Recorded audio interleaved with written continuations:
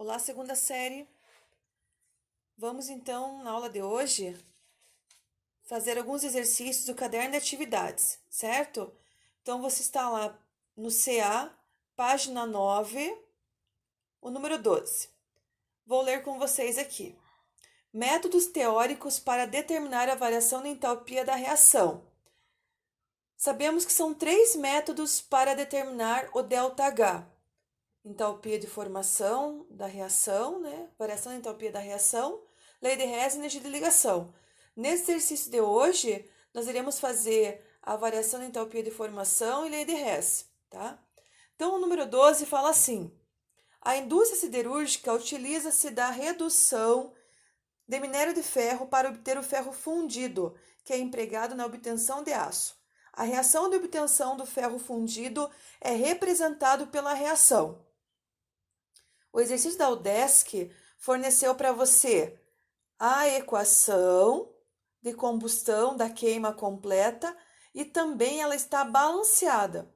Então, eu tenho óxido de ferro 2, 1 mol de óxido de ferro 2, mais 3 mols de monóxido de carbono, que reagem e formam 2 mols de ferro no estado sólido, que é o ferro fundido, mais 3 mols de gás carbônico, que é o dióxido de carbono. Ou seja, uma equação típica, clássica de combustão, de queima. Combustível, mas, aqui no caso, monóxido, ferro e CO2, tá bem?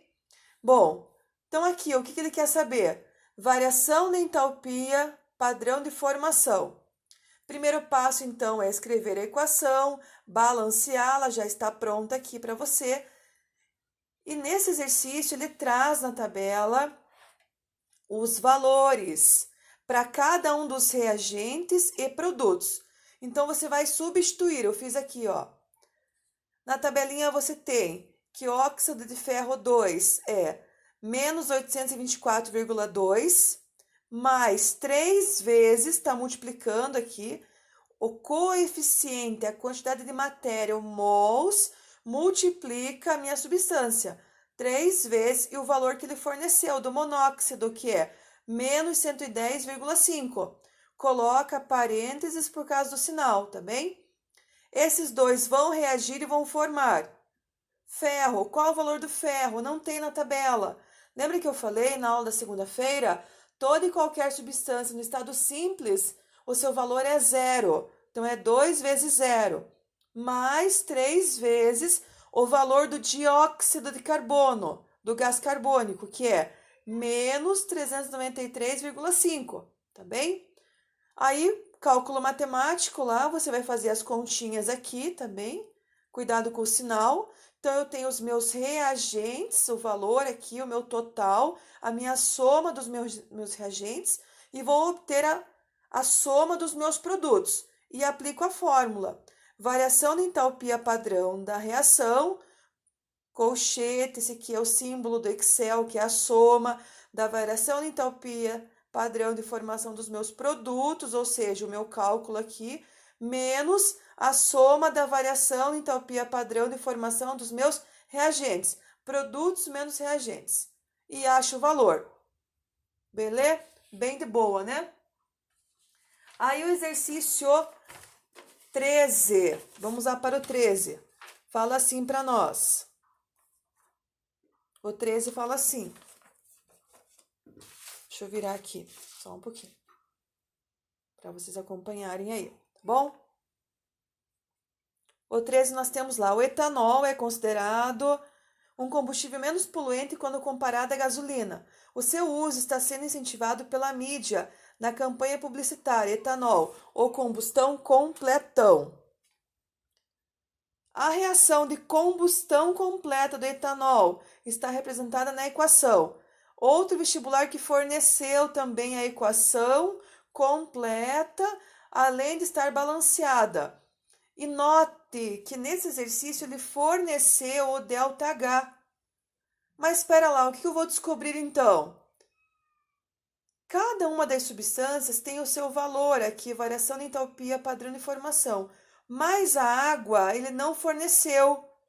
Ele chamou de X. Então, ele quer saber nesse exercício o valor de X. tá bom?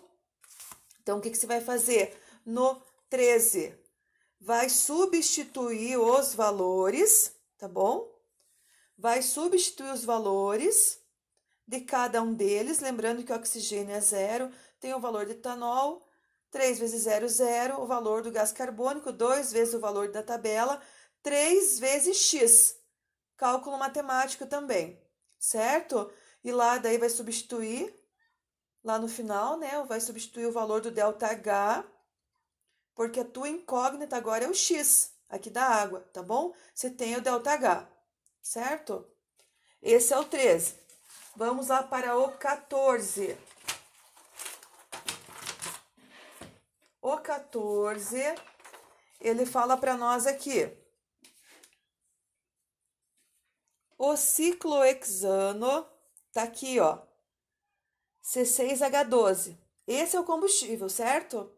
É um hidrocarboneto líquido a temperatura ambiente, insolúvel em água.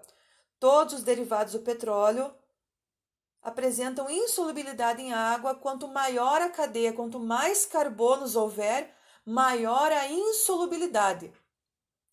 Insolúvel em água, que pode ser obtido pela reação com hidrogênio, na presença de um catalisador. Catalisador iremos aprender, é a próxima matéria que entra em cinética química. O que é catalisador? É algo que acelera a reação. Não interfere em nada, mas ele deixa mais rápido a reação química.